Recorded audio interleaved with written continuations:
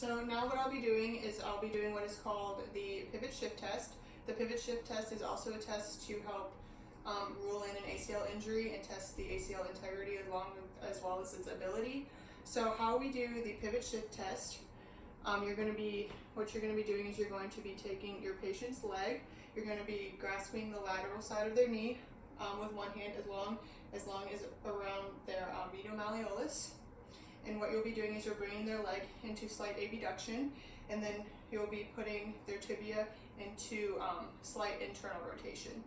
So to test the ACL, what you're going to be doing in 0 degrees of knee flexion, you'll be applying a valgus force.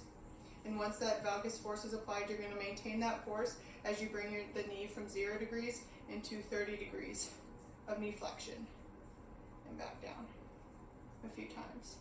A positive test for the pivot shift test is if you notice a posterior displacement of the tibia while going into 30 degrees of flexion.